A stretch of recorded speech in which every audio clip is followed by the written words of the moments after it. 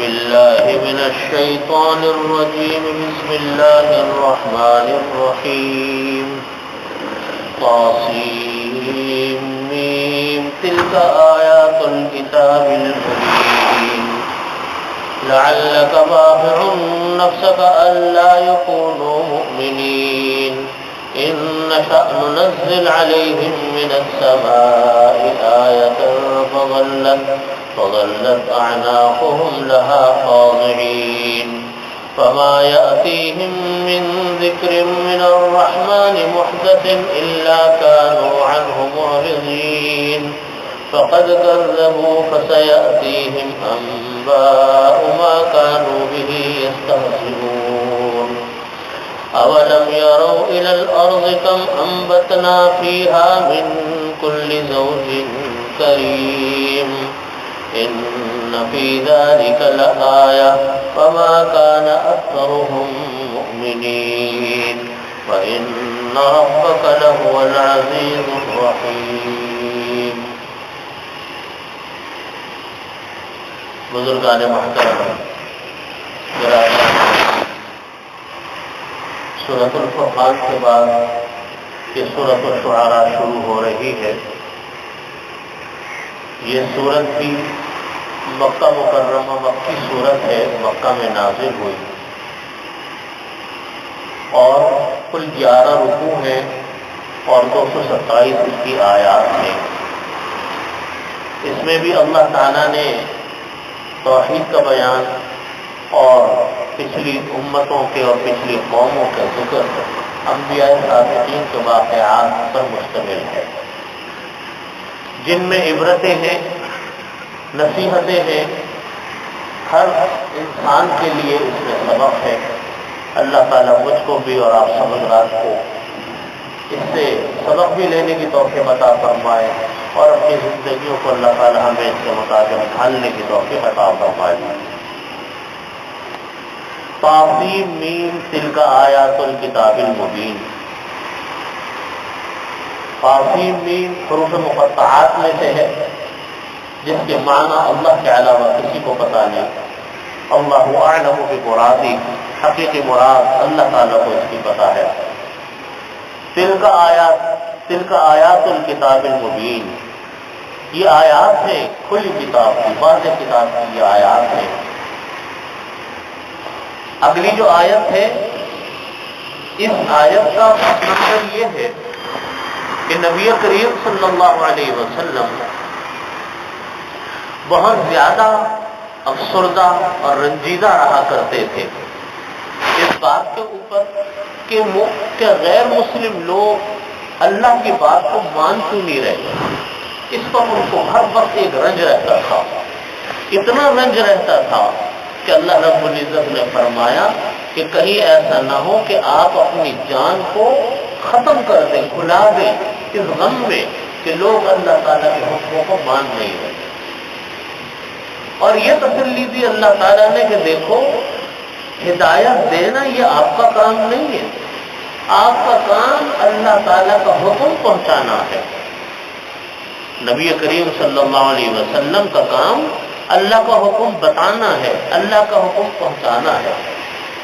ماننا اور نہ ماننا، نتیجہ یہ تو آپ صلی اللہ علیہ وسلم کا کام نہیں. اس لیے نبی اللہ رب العزت نے فرمایا کہ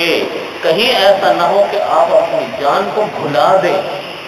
اپنی جان کو گھوٹ دیں اس غم میں کہ لوگ آپ کے حکم کو نہیں مانتے. لعلک باخع نفسک الا یکونوا مؤمنین، شاید کہ آپ اپنی جان کو مارے افسوس کے کہیں ایسا ہو کہ اپنی جان دے دیں. آپ اتنا غم نبی کریم صلی اللہ علیہ وسلم کو ہوتا تھا اس بات کے اوپر کہ لوگ جو ہیں وہ اللہ تعالیٰ کے حکموں کو مان نہیں رہے. اور یہی بات، یہی حکم ان لوگوں کے لیے بھی ہے جو لوگ آج بھی اللہ تعالیٰ کا حکم دوسروں تک پہنچاتے ہیں. ان کے لیے بھی یہی حکم ہے کہ دیکھو، بہت زیادہ غم کرنے کی ضرورت نہیں، کام اپنا پورا کرنا چاہیے، بات اپنی پوری کرنی چاہیے. اور بات کرنے کا طریقہ یہ ہے کہ جو اللہ کا حکم ہو وہ بتا دو دوسروں کو، اس کو بتانے میں کوتاہی نہ کرو. یہ مت سوچو کہ یہ کہاں ہماری بات مانیں گے، یہ کہاں ہماری بات سنیں گے، نہیں، اس کام کی پرواہ آپ کو نہیں کرنی، آپ کا کام اللہ کا حکم بتانا۔ بتاؤ،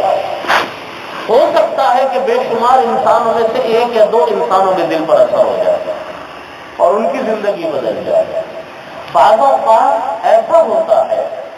کہ ایک وقت میں ایک بات کسی کے سمجھ میں نہیں آتی، لیکن دل و دماغ میں وہ بات پڑی رہتی ہے، کبھی نہ کبھی وہ بات اثر کرتی ہے۔ اور ایسا بکثرت ہوتا ہے کہ ایک بات کسی نے کہی، اس وقت تو سمجھ میں نہیں آئی، یہ عمل کرنے کا موقع نہیں ملا، لیکن بعد میں اس کے دل میں یہ بات آئی کہ ہاں میرے سے فلانے ایک آدمی نے یہ بات کہی تھی کسی زمانے میں، آج ایک عرصے کے بعد اس کا دل اس کی طرف مائل ہوتا ہے۔ تو یہی شان اللہ تعالیٰ نے تمام امت کے لیے رکھی۔ امتیوں کو حکم ہے اس بات کا کہ بات کہو، سلیقے سے کہو، نرمی سے بات کہو، مہذب شائستہ انداز میں اللہ کا پیغام دوسروں تک پہنچاؤ، پہنچانے میں کبھی کمی نہ کرو۔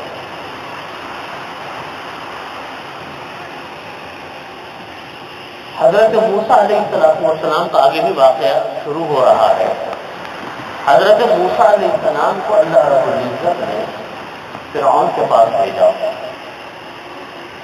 فرعون اتنا بڑا سرکش انسان جو یوں کہتا تھا کہ انا ربکم الاعلی، تمہارا بڑا رب میں ہوں، جو اس بات کے اوپر فیقہ ہو جایا کرتا تھا غصے سے کہ کوئی انسان اس کے سامنے یہ کہہ دے کہ میں اللہ کی بات مانوں گا تو وہ کہتا تھا میرے سے بڑا بھی کوئی انسان ہے اس دنیا کے اندر۔ اتنا متکبر انسان، اتنا سرکش انسان، اس کو بھی اللہ تعالیٰ نے فرعون کے پاس جب حضرت موسیٰ علیہ السلام کو اور حضرت ہارون علیہ السلام کو جب فرعون کے پاس بھیجا تو قرآن پاک میں اللہ تعالیٰ نے فرمایا کہ فَقُولَا لَهُ قَوْلًا لَيِّنًا لَعَلَّهُ يَتَذَكَّرُ أَوْ يَخْشَىٰ، کہ تم دونوں جاؤ فرعون کے پاس اور اس کو نرم بات کہنا، سختی سے بات مت کرنا اس سے، لَعَلَّهُ يَتَذَكَّرُ أَوْ يَخْشَىٰ، شاید تو وہ نصیحت حاصل کر لے، شاید تو وہ ڈر جائے۔ اب یہاں پر حضرت مفتی شفیع صاحب رحمۃ اللہ علیہ فرمایا کرتے تھے، بائبل قرآن میں بھی حضرت نے غالباً لکھا ہے، فرمایا کرتے تھے کہ دیکھو فرعون جیسے سرکش انسان کے پاس اللہ نے جب اپنا پیغام دے کر اپنے دو نبیوں کو بھیجا، حضرت موسیٰ علیہ السلام، حضرت ہارون علیہ السلام کو، ان کو بھی تاکید اس بات کی کہ دیکھو جا کر تم نرم بات کرنا، سختی سے بات نہیں کرنا۔ فَقُولَا لَهُ قَوْلًا لَيِّنًا، لین کے معنی میں نرم بات، اس کو بھی کہا کہ نرمی سے بات کرو ان دونوں کو، حالانکہ اتنا بڑا سرکش تھا۔ پھر حضرت مفتی صاحب رحمۃ اللہ نے لکھا کہ دیکھو آپ لوگوں کے عام انسانوں کے بارے میں کہا کہ آپ لوگوں کے مخاطب فرعون سے بڑے سرکش نہیں، اور جو انسان ہماری طرح کا انسان کسی سے بات کرے وہ موسیٰ علیہ السلام سے بڑھ کر مسلح نہیں ہو سکتا۔ موسیٰ علیہ السلام تو اللہ کے نبی تھے، تو فرمایا کہ مخاطب آپ کو فرعون سے بڑا سرکش نہیں اور آپ موسیٰ علیہ السلام سے بڑے مسلح نہیں، ان کو نرمی سے بات کرنے کا حکم ہے، تو ہمیں کہاں سے سختی سے بات کرنے کی اجازت ہو سکتی ہے؟ اس لیے اور نہ اس بات سے حکم دیا کہ آپ نتیجے کا انتظار کریں، نتیجہ انسان کے ہاتھ میں نہیں، انسان کے ہاتھ میں محنت ہے۔ بعض اوقات نتیجہ انسان کا ظاہر ہوتا ہے برس ہر برس کے بعد، ابھی شروع میں صرف محنت ہوتی، شروع میں صرف محنت ہوتی، نتیجہ تو بعض اوقات زمانے دراز کے بعد نکلتا ہے۔ جیسے ایک کسان اپنی زمین کو پر جب کھیتی اگاتا ہے تو آج محنت کرتا ہے، کل پھل نہیں اگتا، کل سبزیاں نہیں اگتی، آج تو وہ اپنی زمین کے اوپر ہل چلائے گا، اس کے اندر پانی ڈالے گا، زمین کو نرم کرے گا، اس کے اندر پانی ڈالے گا، کھاد ڈالے گا، بیج ڈالے گا، اس کی آبیاری کرتا رہے گا، موسم کے موسم گزریں گے، پھر کہیں جا کر اس کے اندر کچھ تھوڑا سا سبزہ پیدا ہونا شروع ہوتا ہے۔ تو یہی معاملہ انسان کا ہے کہ حضرت نبی کریم صلی اللہ علیہ وسلم کو اللہ رب العزت نے فرمایا کہ آپ اپنے آپ کو اتنا مت بھلائیں، اتنی مت آپ فکر کریں، اتنی مت اپنا رنجیدہ ہو کہ آپ کی جان چلی جائے۔ آپ کا کام صرف اللہ کا حکم پہنچانا ہے۔ پھر اللہ رب العزت نے جو بات ارشاد فرمائی وہ بات یہ ہے جو اگلی آیات میں آ رہی ہے کہ دیکھو بات یہ ہے کہ اللہ تعالیٰ نے انسان کے ذمے محنت لگائی ہے، رجوع الی اللہ، محنت اور کوشش کرنے کے بعد اللہ سے دعا مانگو، اللہ سے محنت، اللہ سے مانگو کہ اللہ میرے بس میں جو کچھ تھا وہ میں نے کر دیا، کہ اللہ نتیجہ میں آپ سے مانگتا ہوں۔ یہ دو کام کرنے کے، ہر چیز کے اندر یہی دو کام ہیں، دعوت میں، تبلیغ میں، دنیا میں، ہر کام میں، کہ اپنے بس میں انسان کے جو ہو اس کو کرو، اس میں کبھی اسباب کو اختیار کرنے میں کبھی پیچھے مت رہو، اور پھر اللہ سے دعا بھی مانگو کہ اللہ جو میرے بس میں تھا وہ میں نے کر دیا۔ یہی دعا نبی کریم صلی اللہ علیہ وسلم نے سکھلائی کہ اللہم ھذا الدعاء وعلیک الاجابہ وھذا الجہد وعلیک السلام، کہ اللہ یہ میری دعا ہے، قبول کرنا آپ کا کام ہے، وھذا الجہد وعلیک السلام، اور یہ میری محنتیں ہیں، بھروسہ آپ کے اوپر ہے، اپنا کام پورا کر لیا، اسباب پورے اختیار کرو، دنیا کے ہر کام اس سے کبھی پیچھے مت ہٹو۔ ایک آدمی بیمار ہے، یوں تو شفا دینے والی ذات اللہ کی ہے، دنیا کی کسی دوا میں شفا نہیں جب تک اللہ کا حکم نہیں آتا۔ اللہ کا حکم آتا ہے تو دوائیں شفا پہنچاتی ہیں، اللہ کا حکم نہیں آتا وہی دوائیں، وہ تدبیریں سب الٹی پڑ جاتی ہیں۔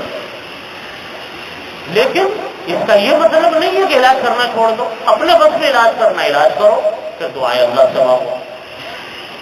اللہ تعالیٰ نے یہی تعلیم دی کہ دیکھو اپنے کرنے کا کام پورا کرو، اپنے بچے ہیں ان کو سکھاؤ، ان کو سمجھاؤ، ان کو تعلیم دو، اور ان کے لیے دعائیں کرو کہ اللہ ان کو سیدھے راستے پر رکھے، پھر بھی کوئی بات نہیں مانتا، آپ کا کام ختم ہو گیا۔ ان آیات میں اللہ تعالیٰ نے یہی فرمایا کہ ان نشأ ننزل لعلک باخع نفسک الا یکونوا مؤمنین،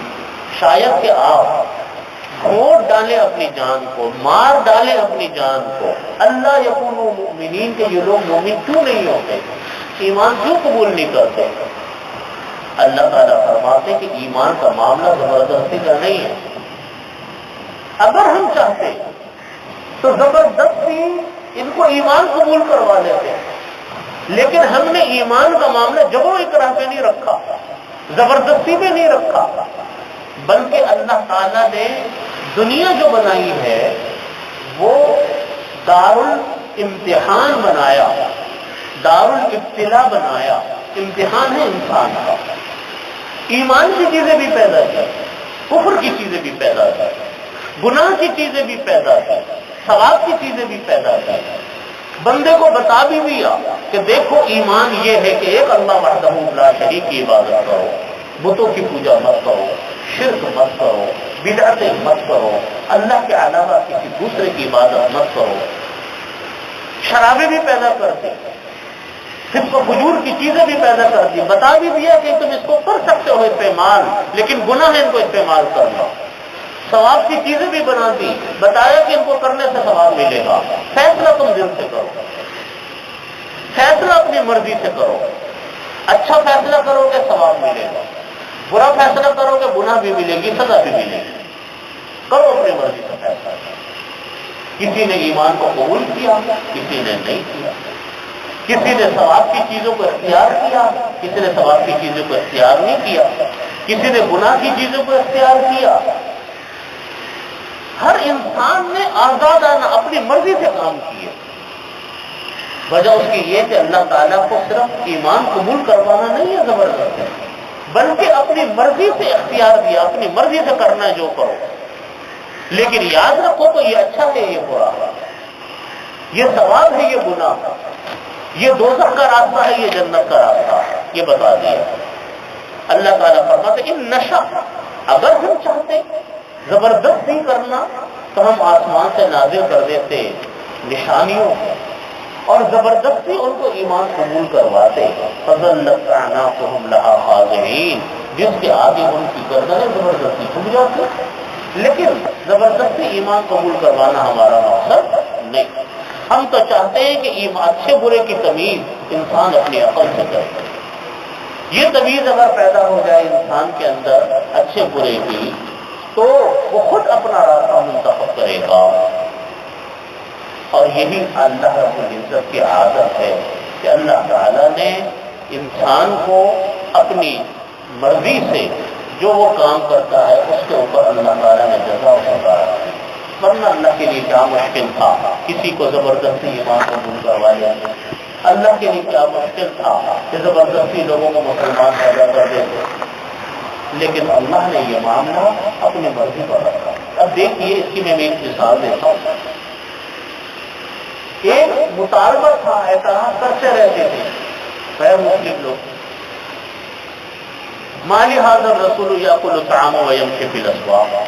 یہ کیسے اللہ کے رسول ہیں؟ نعوذ باللہ، اعتراض کرتے تھے غیر مسلم لوگ نبی کریم صلی اللہ علیہ وسلم کہ یہ کیسے غیر مسلم، کہ یہ کیسے اللہ کے رسول ہیں جو یاکل الطعام، ہماری طرح کھانا کھاتے ہیں، ویمشی فی الاسواق، اور بازاروں میں گھومتے پھرتے ہماری طریقے سے۔ ان کا کہنا یہ تھا کہ رسول ایسا آنا چاہیے تھا، ان غیر مسلموں کا کہنا تھا کہ رسول ایسا آنا چاہیے تھا جو ہماری طرح کا انسان نہ ہوتا، فرشتہ نما کو انسان ہوتا، جس کو دنیا کی ضرورتوں کی خواہشات نہ ہوتی، حاجتیں نہ ہوتی۔ ہم مانتے کہ ہاں یہ اللہ کا رسول، اللہ نے کوئی رسول دیتا، لیکن یہ رسول جن کو نبی کریم صلی اللہ علیہ وسلم کو کہتے تھے کہ یہ رسول، یہ تو ہماری طرح کے انسان ہے، کھانا بھی یہ کھاتے ہیں، پانی بھی یہ پیتے ہیں، زمین پر بھی یہ چلتے ہیں، ان کی وہی ضرورتیں حاجتیں ہیں جو ہماری ضرورتیں اور حاجتیں۔ اللہ رب العزت نے فرمایا کہ نازل کرنے کا تو میں آسمان سے کوئی رسول ضرور نازل کر دیتا جو فرشتوں جیسی صفات رکھتا، جس کو دنیا کی اشیاء کی نہ ضرورت ہوتی، نہ خواہش ہوتی، نہ حاجت ہوتی۔ لیکن اس وقت یہ غیر مسلم لوگ یہ کہتے کہ دین پر عمل کرنا فرشتوں کا کام ہے، انسان کا کام نہیں۔ اس وقت یہ کہتے ہیں کہ بھئی آپ نے اللہ کا رسول بھیج دیا، یہ تو آسمان سے اترے اس لیے دین پر عمل کر رہے ہیں، ہم تو انسان ہیں، زمین پر چلتے، ہماری ضرورتیں مختلف ہیں، ان کی مختلف ہیں۔ اس وقت یہ کہتے ہیں، اللہ تعالیٰ فرماتے ہیں کہ میں نے تمہاری ہی طرح کا ایک انسان کو منتخب کیا، اس کو میں نے نبوت دی، اس کو میں نے رسالت دی، وہ تمہاری طرح کا ایک انسان ہے، اس کی ضرورتیں، اس کی خواہشات، اس کی ہر چیز وہ عام انسانوں والی ہے، اور وہ دین پر بھی عمل کرتا ہے، قرآن پر بھی عمل کرتا ہے، اللہ کو راضی بھی کرتا ہے، گناہ کے قریب جا بھی نہیں سکتا۔ تو دیکھو، جب ایک انسان ایسا ہو سکتا ہے تو ہر انسان ایسا ہو سکتا ہے۔ یہی چیز اللہ تعالیٰ فرما رہے ہیں کہ دیکھو، زبردستی کرنے کو آتا تو میں ساری دنیا کو مسلمان پیدا کرتا اپنے اختیار، لیکن نہیں، زبردستی میں نے نہیں کرنی، دین کے معاملے میں زبردستی نہیں، سمجھ کر کرو، بات کو جانچو، پرکھو، عقل کے دائرے میں دیکھو کہ کون سی بات ہو رہی ہے۔ یہ جو اللہ کی کتاب نازل ہوئی، قرآن پاک، پچھلی اللہ رب العزت کی کتابیں جو دیگر انبیاء کرام کے ذریعے اللہ نے دنیا میں بھیجی، توریت ہے، زبور ہے، انجیل ہے، مختلف انبیاء کرام علیہ السلام لے کر آئے، ہر جگہ ایک ہی چیز کی دعوت دی گئی کہ توحید کو پہچانو، احکامات کی پابندی کرو۔ اللہ نے انسان کو آزاد نہیں چھوڑا، یاد رکھیے، آزاد نہیں ہے ہم اور آپ، ورنہ آپ مجھے بتائیں کہ ایک انسان کو اللہ نے خود قرآن کریم میں فرمایا کہ لقد خلقنا الانسان فی احسن تقویم، ہم نے انسان کو اشرف المخلوقات بنایا، تمام قوموں میں سب سے زیادہ احسن بنایا ہے، ساری دنیا اس کی خدمت میں لگا دی، ہوائیں اس کی خدمت، زمین اس کی خدمت، سورج اس کی خدمت کر رہا ہے، موسم اس کی خدمت کر رہے ہیں، ہر چیز اس کی خدمت کر رہے ہیں، تو آخر